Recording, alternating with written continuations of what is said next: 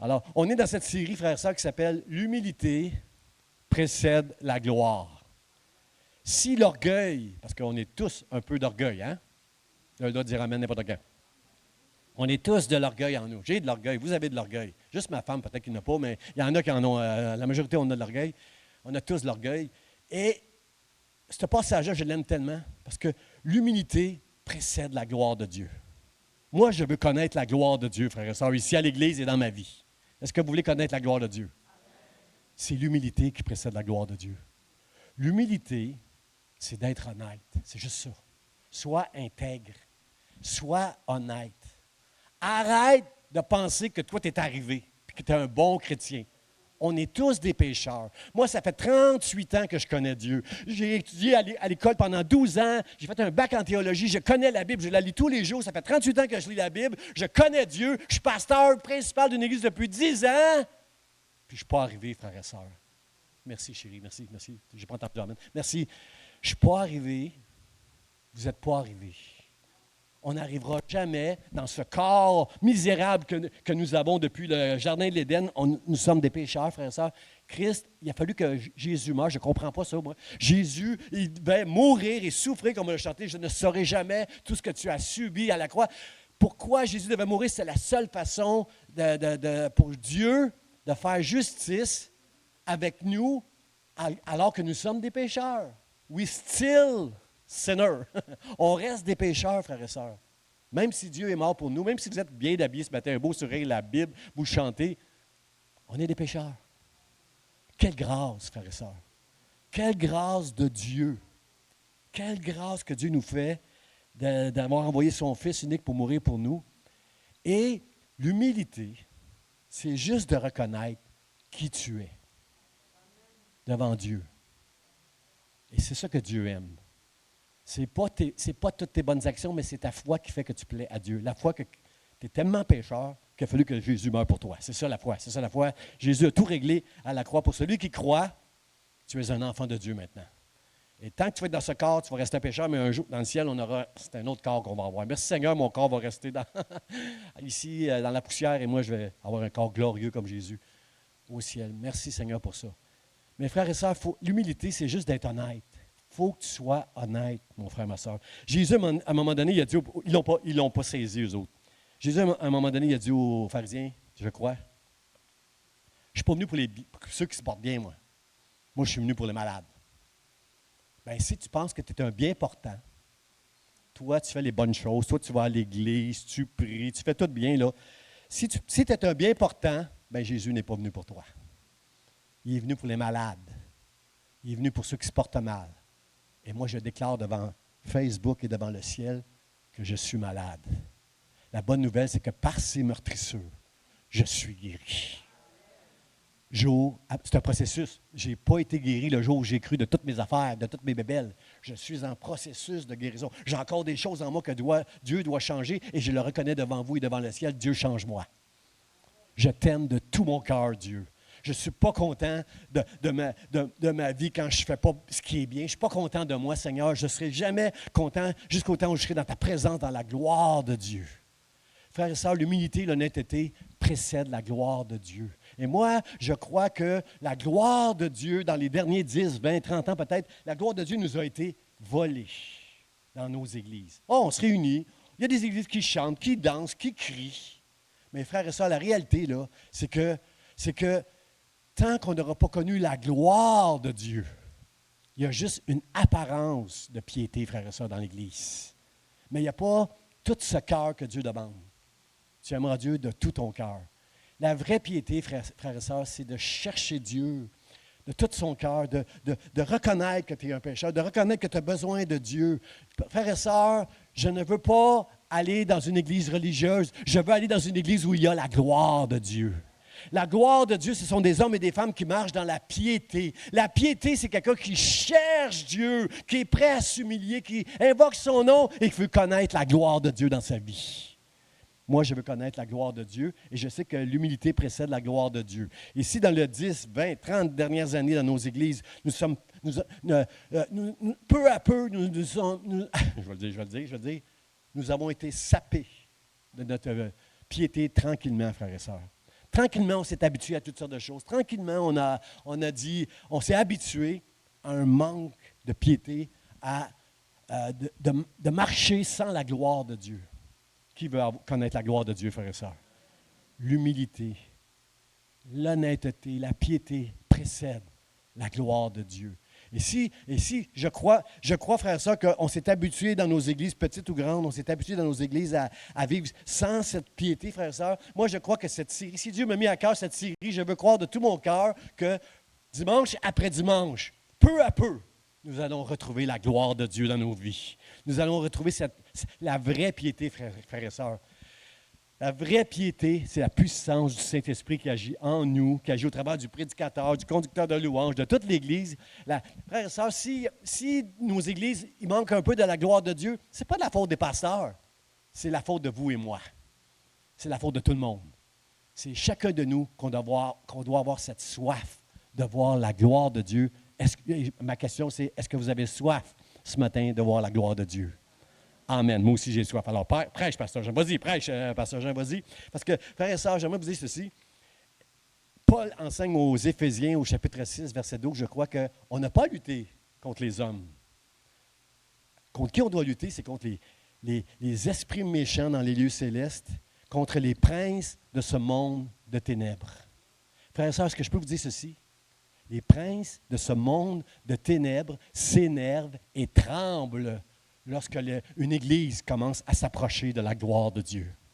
Est-ce que je peux vous dire que la gloire de Dieu, c'est quelque chose qui bouge? La gloire de Dieu, dans Ézéchiel, mon livre de cet été, le prophète Ézéchiel, j'ai lu souvent que dans la maison de Dieu, la gloire de Dieu, Ézéchiel voyait la gloire de Dieu qui s'avance. La gloire de Dieu s'avance, frères et sœurs. À nous de nous approcher de la gloire de Dieu en cherchant de tout notre cœur Dieu. Dieu, je t'aime et je t'aime de tout mon cœur. Aide-moi, Seigneur, à être l'homme et la femme de Dieu que tu recherches, parce que la Bible nous dit que même Jésus a été exaucé lorsqu'il était à la croix. Même Jésus, dans ses souffrances, dans tout ce que Jésus a vécu, même Jésus, le Fils de Dieu, a été exaucé par Dieu à cause de sa piété. Moi, je veux être pieux. Je veux marcher dans la piété, et je veux, dans cette Église, qu'on dise, Seigneur, aide-moi à marcher dans la piété, parce que nous voulons voir ta gloire.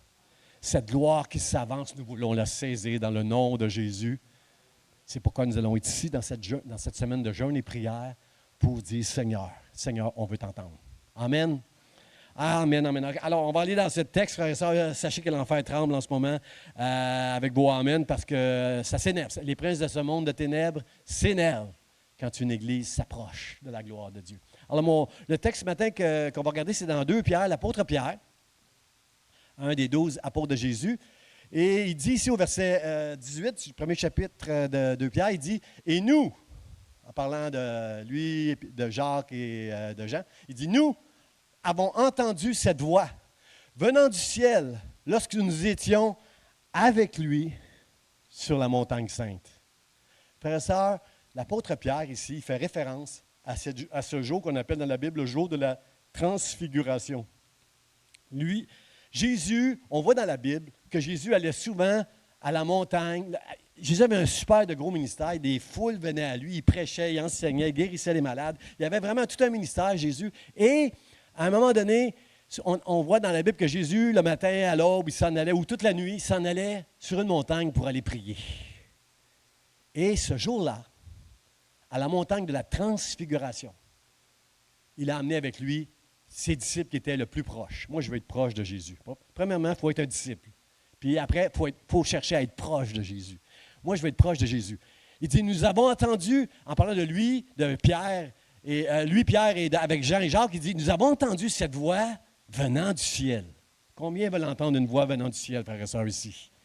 Il y a une différence entre une voix, tu entends la voix de Dieu des fois, là, moi, ma femme me parle des fois, pas tout le temps, là. Mais des fois, j'entends Dieu. Je ne lui dis pas, « Oh, je viens d'entendre Dieu. » Non, je ne dis pas. Là. Mais des fois, elle me parle, j'entends Dieu derrière elle. Je parle avec un frère et une sœur, j'entends Dieu. Je lis un passage des Écritures, ça confirme quelque chose dans mon cœur, j'entends Dieu.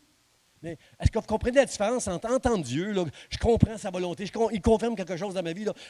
Il y a une différence entre entendre Dieu puis entendre sa voix qui vient du ciel.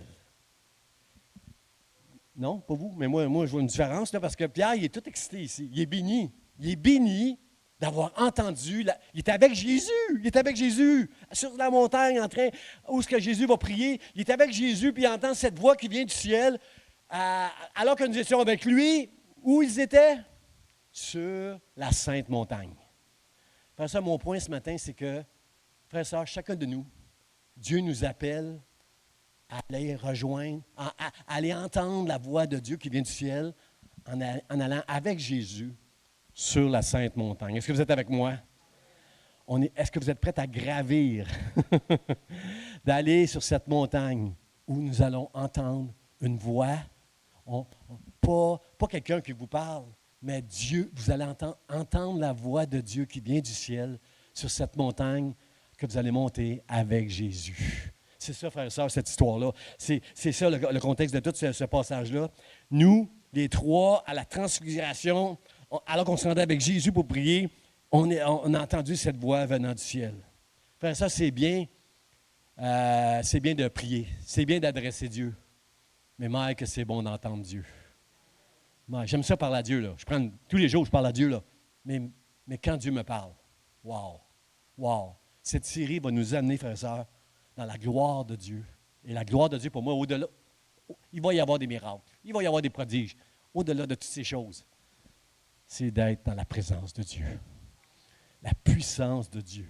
Et ça, c'est la puissance du Saint-Esprit en nous qui va nous animer, qui va nous remplir de cette gloire, d'entendre Dieu, de marcher avec Dieu, de sentir sa présence, d'être là avec Dieu. C'est ça, frères et sœurs. Alors, pourquoi c'était si important pour Jésus d'amener ses disciples avec lui quand d'habitude il est tout seul pour aller prier? Jésus a amené ses disciples parce que la Bible nous dit dans l'évangile de Matthieu, Marc et Luc, dans ces trois évangiles-là, Jésus, dans ces trois évangiles-là, ça dit la même chose, c'est que exactement 6 jours avant le jour de la transfiguration, Jésus a commencé à dire à ses disciples qu'il allait souffrir, qu'il allait mourir, qu'il allait ressusciter. Toutes des choses que ses disciples ne comprenaient pas. Ils l'entendaient, mais ils ne comprenaient pas. Et là, le jour de la transfiguration, alors qu'ils étaient avec lui sur la montagne sainte, ils ont entendu Dieu. Ils ont vu aussi, la transfiguration, ça veut dire que Jésus a changé. La Bible nous dit qu'en plein jour, le visage de Jésus est devenu comme le soleil. On est en plein jour, là, mais il y avait une lumière sur le visage de Jésus. Il y avait une gloire si grande que les disciples n'étaient pas capables de regarder Jésus en pleine face. Et la Bible nous dit que même ses vêtements étaient d'une blancheur éclatante. C'était comme lumineux. Ses vêtements étaient comme lumineux. Vous savez ce qu'ils ont vu? Ils ont vu la gloire de Dieu sur Jésus-Christ. Le Fils de l'homme. Jésus, c'était un homme sur cette terre. Mais là, alors que Jésus est en train de prier sur cette montagne, ils ont vu la gloire de Dieu sur Jésus. Ils ont compris quelque part la divinité de Jésus-Christ. Parce que la voix qu'ils ont entendue disait, « Voici mon Fils bien-aimé en qui j'ai mis toute mon affection. » Dieu dit la même chose qu'il a dit le jour de son baptême. « Voici mon Fils en qui j'ai mis toute mon affection. » Et là, il ajoute un mot. Il dit, « Écoutez-le. » Moi, je veux écouter Dieu. Je veux l'entendre et je veux l'écouter. Parce que si tu ne veux pas écouter Dieu, tu ne l'entendras pas. Peut-être tu vas l'entendre, mais ça serait comme un jugement. Entendre Dieu et ne pas faire ce que sa volonté, c'est comme un jugement, là. Moi, je veux entendre Dieu et l'écouter. Faire ce qu'il va me demander. Parce que le joug de Dieu, le joug de Jésus, le joug de Jésus, il n'est pas dur, il est léger. Il est léger, il est doux et il est léger. Alors moi, je veux entendre ce que Dieu a me dire, puis je veux l'écouter. Alors, c'était très encourageant, cette révélation-là, le visage, la divinité de Dieu. Mais dans le texte, je crois que c'est deux ou trois, peut-être les trois, mais au moins 2 sur 3, il y avait quelque chose de spécial qui était écrit. Puis là, on voit la même chose à Gethsémani. C'est écrit si vous lisez les textes dans Matthieu, Marc, Luc, sur le jour de la transfiguration, il y a quelque chose de curieux qui est écrit. Ça dit que les disciples, avant d'entendre la voix de Dieu venant du ciel, avant de voir la gloire de Dieu, la transfiguration, savez-vous qu'est-ce qui est écrit? Les 3 évangélistes, inspirés par le Saint-Esprit, ont écrit « Luttant contre le sommeil, luttant contre l'apesantissement du sommeil, ont lutté, sont restés réveillés et ils ont pu voir la gloire de Dieu. Est-ce que vous êtes avec moi, frères et sœurs, pour dire que peut-être depuis quelques années, on s'est laissé apesantir par le sommeil spirituel? Juste des faut que je prêche mieux que pasteur, j'en prêche mieux que ça, là. Frères et sœurs, soyons honnêtes. Je veux être honnête, là. Quand je m'en vais dans la prière, ça m'arrive de lutter contre l'apesantissement du sommeil. C'est drôle que quand j'étudie la Bible, je suis toujours... quand je fais des choses que j'aime, je suis là, je suis passionné. Puis des fois, entrer dans la prière, ça peut être difficile. On peut se sentir tout à coup, là, comme fatigué, appesanti par le sommeil. Ça, c'est juste humain. Écoutez, si c'est arrivé à Pierre Jean-Jacques, à Gethsémani, juste avant qu'il aille à la croix, le jour de la transfiguration, quand Jésus les amène jamais il s'en va toujours tout seul pour prier. Jésus, toutes les fois qu'il va prier tout seul sur la montagne, il touche la gloire de Dieu. Et là, ils ont l'opportunité d'être avec Jésus. Hey, à un moment donné, les disciples ont dit à Jésus, hey, enseigne-nous à prier. Nous autres, on ne prie pas comme toi, enseigne-nous à prier. Frères et sœurs, si les disciples sont appesantis par le sommeil, parce que moi, je vais être honnête devant vous que ça m'arrive aussi d'être appesanti. Quand j'entre dans la prière, d'être appesanti par le soleil. C'est pourquoi, frères et sœurs, on doit lutter et persévérer dans la prière et monter sur la montagne afin de goûter à la gloire de Dieu qui s'avance vers nous, frères et sœurs. La montagne, c'est un symbole. Pas besoin d'aller sur le Mont-Royal. De toute façon, il y a plein de gens sur le Mont-Royal. La montagne, c'est symbolique, frères et sœurs. Il faut qu'on aille il faut lutter. C'est une lutte, s'approcher de Dieu, frères et sœurs, puis nous allons voir la gloire de Dieu, frères et sœurs. Le texte nous dit aussi dans la transfiguration qu'ils étaient effrayés. Ils sont tombés par terre parce qu'ils étaient effrayés devant la gloire de Dieu.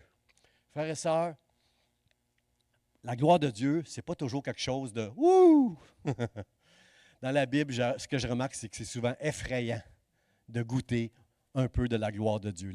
Jean est tombé par terre quand il y a eu la vision de Jésus dans le ciel. Daniel, Ézéchiel, tout le monde, les gens qui ont goûté à la gloire de Dieu sont tous tombés par terre, effrayés. Mais Dieu leur dit à chaque fois, ne craignez point, ne craignez point.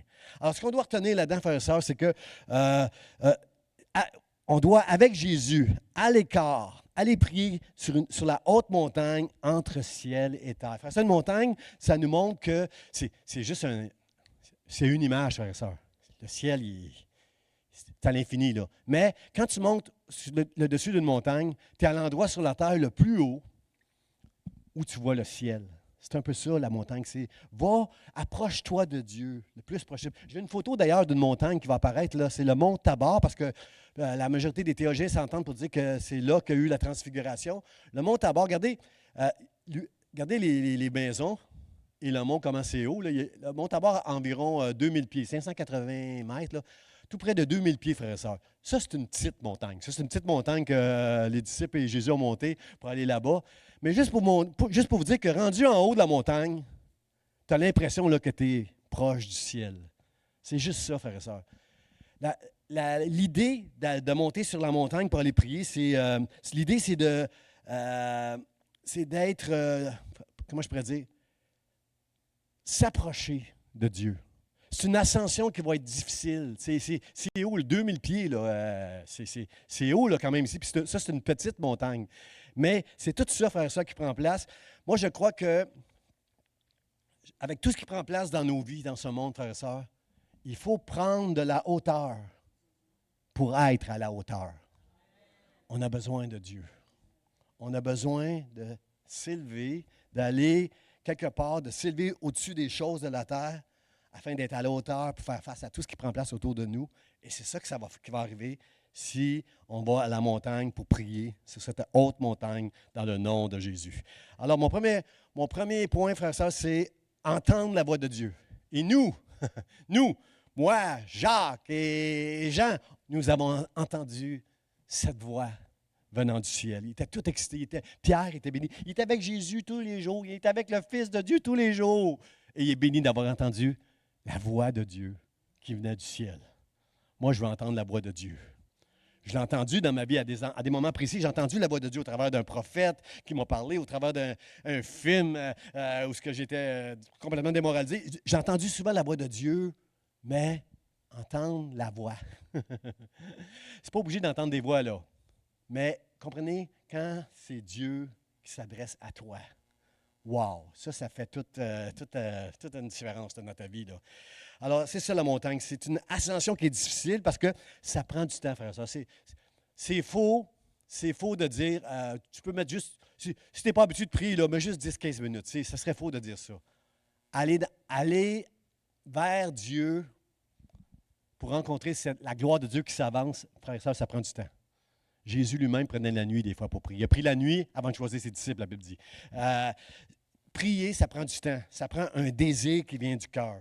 Il y a une lutte à l'intérieur d'un temps de prière, frère et sœur, qu'on doit penser, là. Puis on le voit ça dans Matthieu, chapitre 6, verset 6, ça dit, quand tu veux prier, quand tu veux prier, là, Jésus dit, va dans ta chambre, ferme la porte, mets le verrou à ta porte. Laisse-toi pas déranger quand tu vas être dans ta chambre. Ça veut dire ça, va te retirer et sois seul dans ta chambre pour aller prier, pour aller entendre la voix de Dieu. Est-ce que ça fait du sens pour vous, frères et sœurs, de faire ça? C'est dur des fois pour une maman, surtout pour une maman monoparentale avec des enfants dans la maison, c'est pas difficile de faire ça. Mais ça prend un moment dans ta vie. Il faut que tu sois un moment dans ta journée pour être retiré, seul. Parce que, frères et sœurs, il y a trop de voix dans ce monde qui parviennent jusqu'à nous. Trop de voix, frères et sœurs. Il y a trop de bruit dans ce monde. Il faut être seul quelque part, la verrou, pour entendre Dieu, frères et sœurs. Dans nos autos, frères et sœurs, on met toujours la musique. Tu vas dans un ascenseur, il y a de la musique dans l'ascenseur. Tu vas dans un centre d'achat, il y a de la musique dans un centre d'achat. Partout, tu appelles quelqu'un, puis tu te mets sur un répondeur, tu entends de la musique. Il y a toujours du bruit pour ne pas entendre Dieu. Frère et sœur, si tu comprends le principe, quand Jésus dit, va dans ta chambre, ferme la porte, mets le verrou, retire-toi seul pour entendre Dieu, c'est ça, frère et sœur. La Bible dit, mes brebis entendent ma voix. Elles me connaissent et elles me suivent. Les brebis de Dieu qui veulent entendre Dieu vont l'entendre. Ils vont l'entendre. Mes brebis vont l'entendre. Mes frères et sœurs, ce n'est pas tout le monde parmi le peuple de Dieu qui veut entendre Dieu. Parce qu'entendre Dieu, ça veut dire, je vais faire ce qu'il me demande. Obéir, c'est obéir finalement à entendre Dieu. Là. Tu veux entendre, mais tu vas... J'ai noté ce matin un passage dans Psaume 81, verset 9 qui dit, le psalmiste, il dit, c'est Asaph, je crois, qui dit, écoute mon peuple, et je t'avertirai. On veut entendre Dieu, mais on ne veut pas des avertissements. On va entendre que Dieu va me bénir, que Dieu va m'offrir ci, Dieu va me donner ça. Mais non, ici, ça dit dans le Psaume 81, écoute mon peuple et je t'avertirai si tu m'écoutes. Puis au verset 12, un peu plus loin, ça dit, mais mon peuple n'a pas écouté ma voix. Alors, vous savez qu'est-ce qui est arrivé, le verset 13? Alors, il n'a pas écouté. J'ai voulu que mon peuple. J'ai dit à mon peuple, écoute, moi, je vais t'avertir. Mon peuple n'a pas voulu écouter. Alors, le texte continue en disant, alors, je les ai livrés au penchant de leur propre cœur. Parce que si tu n'aimes pas Dieu de tout ton cœur, il y a plein de choses qui vont prendre la place de Dieu dans ta vie. Et ça va te causer juste du trouble. Parce que ton cœur, il n'est pas intelligent. Un cœur intelligent, c'est un cœur qui cherche Dieu, qui va trouver la sagesse de Dieu, qui va entendre le conseil de Dieu, qui va marcher avec Dieu. Ça, c'est un cœur intelligent. Puis Dieu, il n'est pas dans la religion, frère et sœur. Ce que Dieu demande à toi, c'est pour ton bien, c'est parce qu'il veut te bénir. Ce que Dieu va te demander de mettre de côté, c'est juste une bénédiction pour ta vie si tu le fais.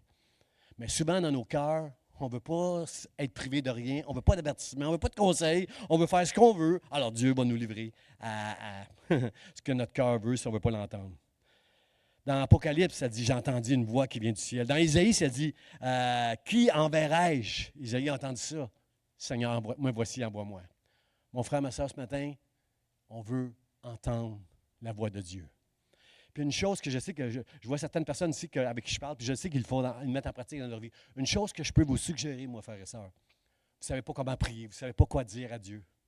Juste quand vous entrez, quand vous allez dans votre chambre et vous fermez la porte, si vous n'avez pas de chambre, que vous allez dans le garde-robe et vous fermez la porte du garde-robe, si vous allez dans le sous-sol, je ne sais pas où vous allez aller, sur le toit de la maison, mettez-vous à louer Dieu. Mettez-vous à le louer, puis à l'adorer. Parce que la présence de Dieu, quand on loue, qu'on l'adore, la présence de Dieu se manifeste la majorité du temps. Dans l'adoration, frères et sœurs. Il ne faut pas chanter, juste chanter. Il faut chanter avec un cœur rempli de piété, un cœur qui adore Dieu. Tantôt, on va terminer cette réunion bientôt, là, on va adorer Dieu. On ne va pas chanter, on va adorer Dieu. Seigneur, je t'aime. Regardez le psaume, qu'est-ce qu'il dit ici, le psalmiste. Dans le psaume 68, il dit « Chantez à celui qui s'avance dans les cieux éternels. Voici, il fait entendre sa voix puissante. » Il y a comme une promesse ici, que quand on chante Dieu, quand on prend le temps de l'adorer, la gloire de Dieu qui s'avance, elle va nous rencontrer.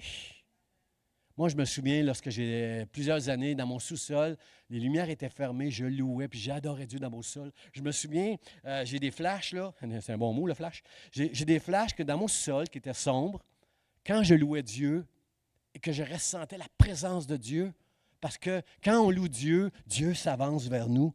Et je me souviens que dans le sous-sol, c'était comme si c'était clair. J'avais l'impression que tout était clair. Mais je le sais, les lumières étaient fermées, c'était sombre, c'était le soir tard, et je sentais comme il y avait une lumière dans l'endroit. C'était juste une impression, mais quand on chante, quand on adore celui qui s'avance dans les cieux, amen, voici, il fait entendre sa voix puissante. Moi, je veux entendre la voix de Dieu, frères et sœurs, et je suis en train de vous dire une manière, un moyen pour entendre Dieu. Prends le temps de le louer et de l'adorer de tout ton cœur dans cet endroit où tu vas être avec lui pour sa gloire. Amen. Mon deuxième point, c'est que qu'est-ce que j'aime du texte, c'est quand il dit, Pierre, lorsque nous étions avec lui, avec Jésus, alors qu'on était avec Jésus sur la montagne pour aller prier, on nous avait entendu cette voix. Alors que nous étions avec Jésus. C'est important, frères et sœurs. La vraie piété, frères et sœurs, c'est d'être avec Jésus tous les jours. Jésus, lorsqu'il nous a quittés, il a quitté ses disciples pour aller au ciel, il a dit, voici, faites de toutes les nations des disciples, baptisez-les au nom du Père, du Fils et du Saint-Esprit. Et là, il finit avec une promesse, il dit, et voici, je suis avec vous tous les jours, jusqu'à la fin des jours. Jésus promet qu'avec ses brebis, il va être avec nous tous les jours. Frères et sœurs, avec lui, allez sur la montagne avec Jésus. Lui a promis qu'il était avec vous. Amenez Jésus avec vous, frères et sœurs. Amenez-le avec vous sur cette montagne. C'est ça la piété, frères et sœurs. La piété, c'est de marcher avec Dieu tous les jours. Marcher avec Jésus. Paul dit que dans les derniers jours, frères et sœurs, et je crois qu'on approche ça, on est pas mal dans ces temps-là, là, dans les derniers jours, les hommes auront une apparence de piété, mais ils vont renier ce qui en fait la force. Vous êtes d'accord avec moi? Il va plus loin avec les Colossiens, chapitre 2, il va dire que, j'ai-tu pris une note de ça? Il va dire quelque chose du genre, la piété de certains chrétiens, là, c'est juste pour la satisfaction de leur chair. Je vous explique. Moi, je prie, pasteur. Moi, pasteur, je jeûne. Moi, pasteur, je fais ci. Moi, je fais ça. Mais quand tu dis moi, tu es en train de satisfaire, tu es en train de montrer aux gens, moi, je suis rendu. Moi, je suis un bon chrétien. Moi, je fais ci. Moi, je fais ça. Mais frères et sœurs, ça, c'est ta chair que tu es en train de satisfaire. Tu n'es pas en train d'avancer vers la gloire de Dieu. Tu es en train de vouloir montrer aux autres ta propre gloire à toi. Moi, je ne suis pas rendu, frères et sœurs. Celui qui vous enseigne ce matin n'est pas rendu. Seigneur, j'ai besoin de toi. J'ai besoin de... Je veux, frères et sœurs, prie pour moi. Je veux connaître la gloire de Dieu. Je veux que Dieu se glorifie avec moi comme il l'a fait avec Jésus-Christ. Je veux la gloire rayonnante de Dieu, frères et sœurs. Je veux la connaître, cette gloire-là. Seigneur, aide-moi à chercher cette piété. La force qui fait la piété, elle vient du Saint-Esprit. C'est elle qui va nous animer, frères et sœurs. Moi, je ne veux rien savoir des pratiques religieuses, frères et sœurs. Je trouve ça triste qu'aujourd'hui, dans notre génération, on puisse faire des choses tellement importantes comme juste, par exemple, juste prendre la Sainte Seine. Comment on peut prendre juste la Sainte Seine en étant complètement cœur froid? Frères et sœurs, je dirais moi que 2 fois sur 4, quand je prends la Sainte Seine, je pleure. Quand je pense à ce que Jésus a dû subir pour que je prenne la Sainte Seine aujourd'hui, 2000 ans plus tard, avec mes frères et mes sœurs, parce que je comprends toujours pas Dieu, frères et sœurs, de m'avoir tellement aimé qu'il a donné son Fils. C'est tellement trop pour moi, donner son Fils unique. C'est tellement trop pour moi que Jésus ait donné sa vie pour que je sois sauvé. C'est difficile pour moi de comprendre tout ça, frères et sœurs. Et je pleure encore quand je prends la Sainte Seine. Mais tout ce qu'on fait dans l'Église, frères et sœurs, on ne peut pas chanter dans l'Église. On ne peut pas juste chanter. On doit adorer Dieu. On ne peut pas juste prier dans l'Église, frères et sœurs. On doit chercher sa face, s'humilier et crier à Dieu et invoquer son nom, frères et sœurs. On ne peut pas juste... comprenez-vous, tout ce qu'on fait dans l'Église, frères et sœurs, il faut que ça soit avec un cœur qui a été changé, qui a été transformé par Dieu. C'est ça la piété, frères et sœurs. Osée, au chapitre 6, il va dire, j'aime, c'est Dieu qui nous parle à certaines personnes en disant, j'aime ta piété, j'aime la piété et la connaissance de Dieu. Quand on connaît Dieu, on ne veut pas avoir une apparence de piété puis se péter les bretelles devant nos frères et nos sœurs. Là, on est un bien important pour qui Jésus n'est pas venu. Moi, je veux dire à Dieu ce matin, j'ai besoin de toi, Seigneur. Viens me toucher, viens toucher ma maison, viens toucher l'Église Vie d'Espoir. J'ai besoin de toi, Seigneur. Je ne suis pas un bien portant. Je crois que par tes meurtrissures, je suis guéri et je continuerai à être guéri jusqu'à la fin de mes jours. Seigneur, aide-moi, Seigneur. J'ai besoin de toi. Viens nous visiter, viens visiter l'Église Vie d'Espoir. Que semaine après semaine, on puisse apprendre à s'approcher de toi, frères et sœurs. On peut faire les choses dans la gloire et on peut faire les choses avec la religion. Moi, je veux faire les choses dans la gloire de Dieu, frères et sœurs. Lorsque David, un homme de Dieu, un grand pécheur, je ne vous dirai pas toutes les niaiseries que David a fait, mais frères et sœurs, une chose que David avait que j'aime, c'était un vrai adorateur de Dieu. Le roi David, malgré tous les péchés qu'il a faits, j'ai aucun doute qu'il est dans la présence de Dieu pour l'éternité avec le Seigneur. Mais David, ce n'était pas un homme religieux. David, lorsqu'il a amené l'Arche de l'Alliance, lorsqu'il a amené à Jérusalem l'Arche de l'Alliance, qu'il a rapatrié l'Arche de l'Alliance qui est le symbole de la présence et de la puissance de Dieu, qui renferme les lois que Moïse a mis dedans. L'Arche de l'Alliance qui représente toute la gloire de Dieu. Lorsqu'il a amené l'Arche dans Jérusalem, il s'est mis à danser, il s'est dévêtu, puis il s'est mis à danser de tout son cœur, au point d'être méprisé par sa femme qui disait, « Toi, tu es le roi d'Israël, tu t'es vêtu devant tout le peuple, là. C'est toi le roi, puis tu t'es... » avec beaucoup de mépris, elle a parlé de lui. Mais lui, il n'était pas dans la religion. Lui, il avait une vraie relation avec Dieu. Il était fier. Maintenant, Dieu est avec nous, c'est sûr, dans Jérusalem. Aucun ennemi qui va nous résister. Et David a battu tous ses ennemis, frères et sœurs. J'aime mieux paraître méprisant à vos yeux, mais dans la vraie présence de Dieu, qu'avec une apparence de piété qui pue, qui ne plaît pas à Dieu. Seigneur, viens toucher ton peuple.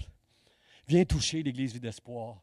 Touche toutes les églises, frères et sœurs, qui au travers le monde, qui aiment la piété et la connaissance de Dieu.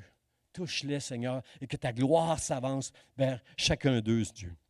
Et en même temps qu'on a un David qui aime Dieu de tout son cœur, qui a établi des chants, de la louange dans la maison de Dieu pour qu'on adore Dieu, en même temps, Isaïe, regardez ce qu'Isaïe va dire à un moment donné.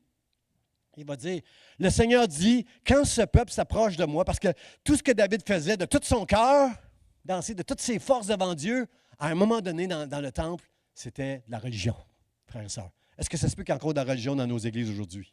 Ben oui, ben oui, ben oui. Le Seigneur dit, quand ce peuple s'approche de moi, il m'honore de la bouche et des lèvres, mais son cœur, il est éloigné de moi. Ils ont une apparence de piété, mais ils en renient ce qui fait la force. Aimer Dieu de tout son cœur. Moi, je veux être comme David, je veux aimer Dieu de tout son cœur. Qui veut dire, je veux t'aimer de tout mon cœur, Dieu? Dites-le à Dieu, je veux t'aimer de tout mon cœur. Dites-le qu'il vous entende. Dieu, je veux t'aimer de tout mon cœur. Aide-moi, Seigneur, aide-moi, Seigneur. Vous savez quoi, ce passage-là? Jésus va reprendre ce passage-là. C'est dans Matthieu, je crois, si vous prenez des notes, c'est dans Matthieu, chapitre 15. Jésus reprend ce passage-là en disant aux pharisiens, il va même ajouter un mot, hypocrite. Il appelle les religieux, les bien portants, ceux qui se pensent corrects. Il les appelle hypocrites. Isaïe disait bien, quand il disait, ce peuple s'approche de moi, il m'honore de la bouche et des lèvres, mais son cœur est éloigné de moi. Jésus dit que ce sont des hypocrites. Frères et sœurs, ne chante pas ce matin, mais adore Dieu de tout ton cœur. N'écoute pas un message avec un cœur religieux. Écoute-le afin de recevoir. Dieu parle à mon cœur. Je veux entendre ta voix. Je veux marcher dans la vraie piété. Je ne veux pas avoir une apparence de piété. Je ne veux pas être juste bien habillé, chanter les bonnes paroles. Je veux être un homme et une femme comme David qui t'adore de tout son cœur. Je veux être comme Osée, Seigneur. Je veux aimer la piété, pas juste être pieux. Je veux aimer la piété. Être un homme et une femme qui cherche ta face et qui va être visité par la gloire de Dieu, par la puissance de ton esprit qui agit en moi. Seigneur, fais-le, fais-le, fais-le, Seigneur. Je ne veux plus vivre un moment sans toi, Seigneur. Dans les derniers jours, frères et sœurs, c'est l'apparence qui va se battre contre la vraie piété, frères et sœurs. L'orgueil qui prend place au-delà de l'humilité, frères et sœurs. La vraie piété, c'est brise mon cœur, Seigneur. Change mon cœur, Seigneur, parce que je suis orgueilleux, parce que je suis malade, Seigneur, j'ai besoin de toi, Dieu. Ma maison a besoin de toi, Dieu. Mes enfants, mes petits-enfants ont besoin de toi. Mes voisins ont besoin de toi, Seigneur. Sers-toi d'un homme et d'une femme. Sers-toi de moi et de cette Église pour faire connaître qui tu es, Seigneur, ton amour incroyable, qui bénit, qui aime, qui prend soin, qui pardonne. Fais de nous des hommes et des femmes remplis de cette piété, Seigneur, de cet amour dans le nom de Jésus. Mon dernier point, frères et sœurs, c'est la Sainte Montagne. Ils étaient avec lui. Quand ils ont entendu la voix de Dieu, tout excités, tout bénis, c'est parce qu'ils étaient avec Jésus sur la montagne sainte. Quand tu vas dans la présence de Dieu, frère, ça, quand tu montes et tu gravis mètre après mètre pour aller dans la présence de Dieu, toujours avec Jésus. Vas-y avec Jésus. Pas parce que tu le mérites. Dis pas, moi, Seigneur, si tu connaissais, pasteur, si tu connaissais ma vie. Non, non, non, pas. Si Dieu t'a choisi. Si tu es ici ce matin, c'est parce que Dieu t'a choisi. Si Dieu t'a choisi, il a payé le prix pour t'avoir dans son cœur. Alors, ne te fie pas sur tes mérites, sur les bonnes choses que tu fais ou les niaiseries que tu fais. Fie-toi sur l'amour de Dieu et le prix qu'il a payé, Jésus à la croix. Fie-toi là-dessus et va avec Jésus dans la présence de Dieu et tu vas entendre la voix de Dieu qui vient du ciel. On veut entendre ça, frères et sœurs. On veut entendre la voix de Dieu qui vient du ciel. Ça va changer nos vies, ça va changer nos maisons, ça va changer toute notre dynamique, frères et sœurs, notre Église. Combien sont d'accord avec moi que les montagnes ont une signification importante dans la Bible? Partout, du commencement. C'est à Moïse, au mont Sinaï, que Dieu a donné l'étape de la loi. Le mont Sinaï où il y avait des éclairs de tonnerre, des tremblements de terre violents, du feu, au point que le peuple Moïse, dis à Dieu de ne pas s'adresser à nous, puis même Dieu dit à Moïse qui ne s'aventure même pas à monter. Ils vont mourir dans ma gloire. Ils vont mourir s'ils voient ma gloire. Alors, sur le Sinaï, la montagne du Sinaï, c'était un lieu très, très important. Il y a eu toutes sortes les montagnes sont très importantes, frères et sœurs. Et Abraham, à qui Dieu, à un moment donné, dit de lui offrir Isaac. Dieu va dire, offre-moi ton fils Isaac, ton unique. Puis Abraham s'en va au mont, c'est quel mont? C'est le mont Moriah. Le mont Moriah. Il s'en va sur le mont Moriah, Abraham, puis il s'en va. Puis son serviteur dit, il pose des questions. Il dit, laisse faire. Puis quand son serviteur va aller avec lui, non. Il y a des gens qui ne peuvent pas venir avec nous là où Dieu nous amène des fois pour faire ça. Ils ne comprendront pas. Et Abraham s'en va sur la montagne pour offrir son fils Isaac. Et alors qu'il était prêt à faire ce que Dieu lui demandait, puis Dieu a demandé une chose, c'était pas vrai là, que Dieu voulait qu'il fasse ça. Mais pourquoi c'était pas bizarre pour Abraham? C'est que les païens, les gens qui vivaient dans ce temps-là, faisaient des choses, offraient des sacrifices humains pour avoir la bénédiction des idoles et des dieux qui n'existent pas. Et Abraham pensait juste obéir à Dieu en faisant une chose comme ça. Et alors qu'il allait le faire, il a entendu la voix de Dieu venant du ciel. Ne fais pas ça. Combien veulent entendre la voix de Dieu venant du ciel, frère et sœur? Parce que lorsque tu entends la voix de Dieu et que tu écoutes, et que tu fais ce que Dieu te dit, tu es dans la direction de Dieu. Et quand tu es dans la direction de Dieu, tu as tout le temps la provision de Dieu pour accomplir ce que Dieu te demande. Et lorsque tu accomplis la volonté de Dieu, tu as toujours la protection de Dieu sur ta vie et sur ceux qui t'entourent, frères et sœurs, à la mesure que Dieu, dans sa volonté à lui. Là. Alors, frères et sœurs, Abraham, lorsque Dieu lui a dit « Fais pas ça », la Bible nous dit qu'il y a un bélier qui est venu. Puis qui était pris là, quelque part avec ses cornes. Alors, il a pris ce bélier pour offrir un sacrifice à Dieu et il a appelé ce lieu Jéhovah-Jireh. Dieu voit et Dieu pourvoit. Frères et sœurs, dans la présence de Dieu, si tu vas sur la montagne, tu vas voir et recevoir quelque chose que tu veux voir et recevoir. Dieu est celui qui pourvoit. Il est ton Jéhovah Jireh quand tu vas aller sur la montagne, frère et sœur. Et quelle autre montagne? Il y en a plein de montagnes là, dans la Bible, mais la montagne de Élie, frère et sœur. J'aime bien, là, après que Élie a fait ce qu'il avait à faire au mont Carmel avec les prophètes de Baal, que tout a exterminé les prophètes de Baal, Élie s'est retrouvé comme bien des pasteurs, bien des leaders, bien des hommes et des femmes de Dieu. Il s'est retrouvé fatigué, épuisé, après tous les miracles qu'il a vus lui-même sur le mont Carmel, quand Jézabel lui a dit que les dieux me traitent dans toute leur rigueur si je ne mets pas la main sur toi pour te tuer, la Bible nous dit qu'il a fui pour sauver sa vie. Lui qui était prêt à affronter 800 sorciers sur cette montagne-là, il a fui devant, fatigué, épuisé. Ça se peut qu'on soit un homme de Dieu, une femme de Dieu, épuisé, fatigué, au point de fuir les choses qui nous font peur, qui atteignent notre cœur. Il a fui. Puis à un moment donné, dans le désert, il a dit à Dieu, je veux mourir. Donne-moi la mort. Il y a des fois où on ne veut pas vraiment mourir. Mais des fois, on dit ça. Viens me chercher, Dieu. Viens me chercher, là. Je ne suis plus capable. Je suis fatigué, je suis épuisé. Viens me chercher.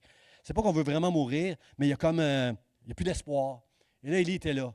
Et il a eu la visite d'un ange qui l'a fait manger et boire et qui l'a envoyé vers le mont Horeb. Le mont Horeb, je crois, je suis d'accord avec plusieurs théologiens qui disent que Horeb et le Sinaï, c'est le même. Il est allé vers le mont Horeb, Élie, et sur le mont Horeb, il s'est enfermé dans une caverne.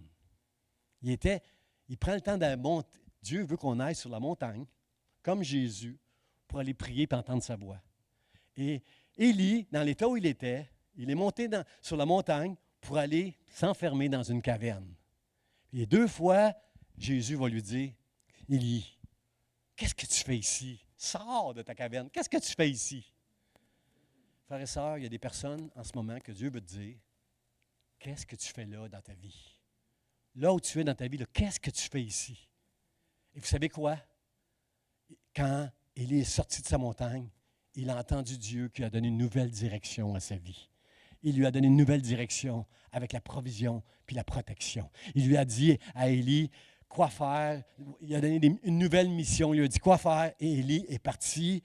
Frères et sœurs, si tu montes à la montagne de Dieu, même si parce que tu es fatigué, parce que tu veux même, t'en as assez de cette vie, tu peux entendre de la part de Dieu, tu peux entendre Dieu, une voix venant du ciel qui va donner une nouvelle direction à ta vie, qui va donner une nouvelle joie, une raison pour servir Dieu de tout ton cœur et toucher les gens qui t'entourent, ta famille, tes amis, tes frères, tes sœurs. Un homme et une femme qui est rempli de la mission de Dieu, tu veux être à côté de cette personne-là. Parce que cette personne est remplie de la joie, elle est remplie d'une piété, elle est remplie d'un esprit qui sent le parfum du ciel. On voit la gloire de Dieu qui s'avance lorsqu'on est avec une personne qui nous bénit, qui bénit Dieu, qui donne toute la gloire à Dieu, qui cherche Dieu. C'est ça qui t'attend sur la montagne, mon frère et ma soeur. On sait que, je crois que c'est Matthieu, chapitre 5, Pasteur Charlie, le sermon sur la montagne, c'est Matthieu 5, je crois. Hein? Mais les étudiants ici, là, le sermon sur la montagne. Frères et sœurs, la montagne, c'est un lieu tellement important dans la Bible pour Dieu. Tellement important qu'on aille, ce matin, qu'on comprenne que je dois aller sur cette montagne-là. Jésus montait seul pour aller prier, frères et sœurs. Il montait seul. C'est quoi la montagne? C'est juste le symbole d'un endroit qui est retiré puis qui est près du ciel. Plus que je monte, plus que je m'approche du ciel. Vous allez me dire, mais non, mais c'est vrai, c'est juste une image. Là. Bien, l'image, elle est bonne. Ça prend du temps. C'est une ascension qui ne sera pas facile. Ça prend du temps, ça prend un désir de tout son cœur. Tu t'en vas dans la présence de Dieu et c'est ça que Dieu veut faire. Regardez le texte qui va apparaître, frère et sœur. Jésus s'en va. Jésus, c'est la dernière fois qu'il parle à ses disciples. Là. Il va leur dire, à ses disciples, voici, je m'en vais. Faites de toutes les nations des disciples. Tout ce que je vous enseignais, vous leur enseignerez ça. Voici, je suis avec vous tous les jours. Et là, juste avant de dire ça, il va dire aux 11 disciples, lorsqu'il est ressuscité, il dit aux 11 disciples, les 11 disciples sont allés rejoindre Jésus qui leur a dit ça, en Galilée, sur la montagne que Jésus leur avait désignée. Jésus avait dit à ses disciples, je m'en vais au ciel, venez avec moi sur cette montagne-là, puis sur cette montagne-là en haut, vous allez voir vous allez voir la gloire de Dieu. Je m'en vais au ciel, mais je ne vous laisserai pas seul. Tous les jours, je vais être avec vous jusqu'à la fin des jours. Alors, même Jésus, ses dernières paroles, nous dit, va à la montagne. Combien comprennent que Dieu nous appelle d'aller à la montagne? Va à la montagne avec Jésus. Va à la montagne pour entendre Dieu, pour entendre une voix qui vient du ciel, qui va faire une différence dans ta vie. Délivre-nous, Seigneur, des marques du passé. J'écoutais ce chant-là ce matin dans mon auto. Délivre-nous des marques du passé. Il y a des choses qui m'ont brisé dans le passé, Seigneur. J'ai besoin sur cette montagne d'un renouvellement de ma foi en toi, de mon espoir. J'ai été blessé, j'ai été brisé. J'ai dit, Seigneur, c'était trop dur cette épreuve-là dans ma vie. Délivre-moi des marques du passé, Seigneur. Je veux marcher avec toi de tout mon cœur. Je veux te faire confiance de tout mon cœur malgré toutes les épreuves. Je veux te faire confiance, Seigneur. Je veux entendre ta voix qui me donne une mission. Je veux entendre ta voix qui pourvoit pour mes besoins, Seigneur. Viens, viens, Seigneur. Viens, je veux t'entendre, Seigneur. Je veux prendre de la hauteur afin d'être à la hauteur des choses qui m'entourent. Pour ma maison, pour mon Église, pour ta gloire. Amen, amen. J'invite les musiciens à s'avancer. On va chanter le chant qu'on a chanté tantôt, là. Et le mot de la fin, frères et sœurs, c'est celui-ci. À quel moment Pierre, Jean-Jacques ont entendu une voix venant du ciel? À quel moment? Lorsque nous étions avec lui sur la montagne. Pas avant. Tant mieux pour toi si tu entends Dieu sans graver les montagnes. Je me souviens une fois, moi, je n'étais pas sur la montagne du tout. J'étais dans mon salon, complètement brisé. Je voulais lâcher l'école biblique. Je voulais renoncer à mon appel. J'étais complètement brisé. Et en regardant un film à la télévision, complètement découragé. Je n'ai jamais le temps pour la télévision, mais là, j'étais dans la télévision, je regardais un film et j'ai entendu Dieu qui me parlait au travers de la télévision en me disant « Lève-toi, lève-toi ». C'était pas à moi. C'est quelqu'un qui disait à quelqu'un dans le film qui était par terre « Lève-toi, lève-toi », et moi, ça m'a parlé à moi. Mon frère, ma soeur, ça se peut que Dieu nous parle puis tu ne vas pas à la montagne. Mais si tu prends le temps de gravir et d'aller avec Jésus sur la montagne, c'est ça que Dieu veut que tu fasses. Jésus a donné un dernier rendez-vous à ses disciples sur la montagne. Et ils ont entendu les paroles glorieuses de Dieu. Et ici, le jour de la transfiguration, c'est lorsque nous étions avec lui sur la montagne qu'on a entendu la voix. Est-ce que vous êtes d'accord avec moi? Si vous m'avez suivi un petit peu là, ce matin, là, est-ce que vous êtes avec moi pour dire « Dieu veut que j'aille à la montagne ». Et c'est sur cette montagne-là que je vais entendre Dieu.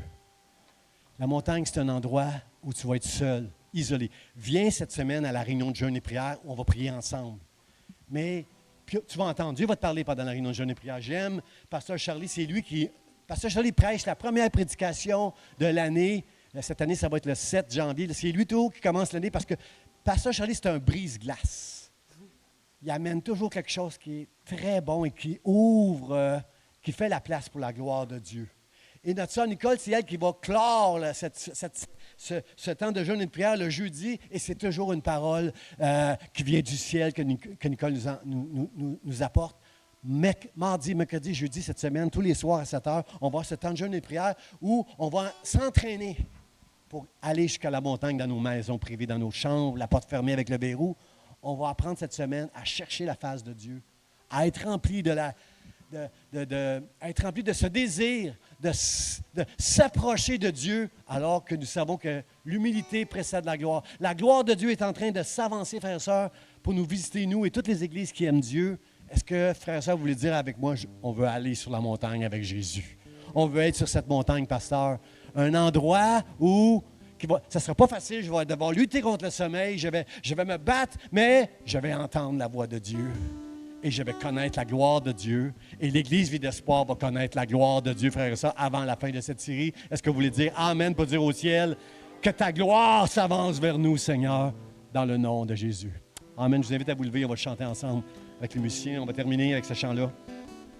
On ne va pas chanter, on va adorer. Je te donne mon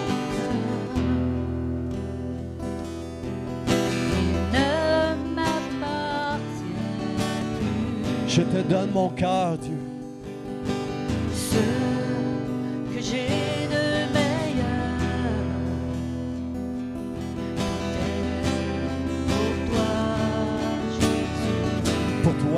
toi.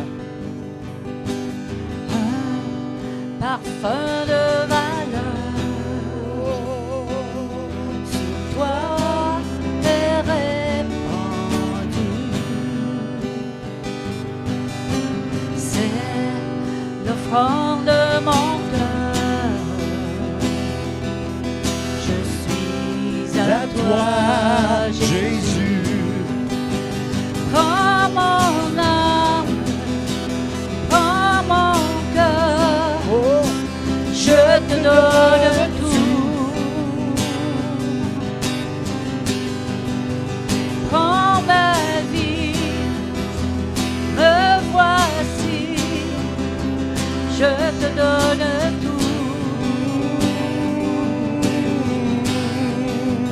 mon cœur est à toi. Tout à toi.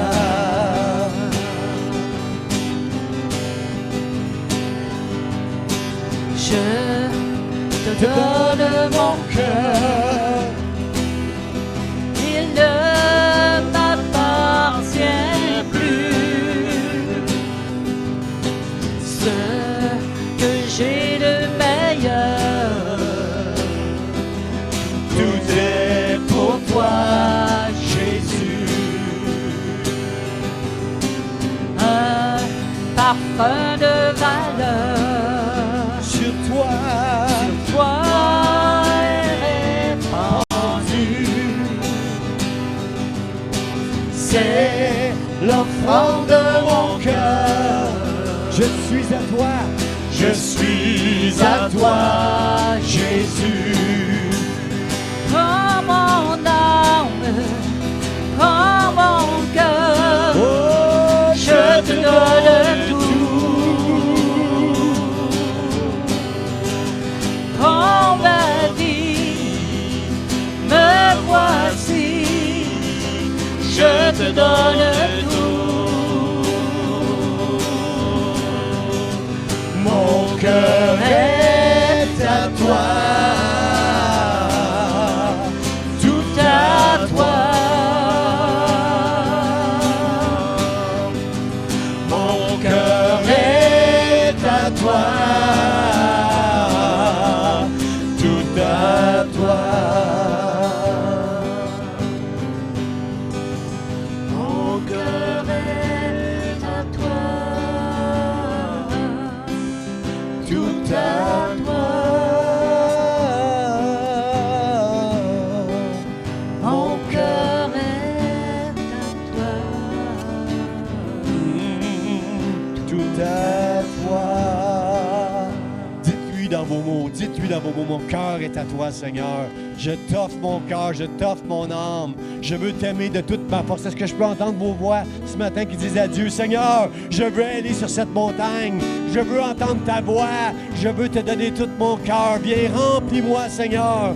J'aime la piété, Seigneur. J'aime la connaissance de Dieu. Je t'aime, Dieu. Aide-moi, Seigneur, à marcher avec toi. Aide-moi à gravir, Seigneur, pour aller devant ta face, Seigneur.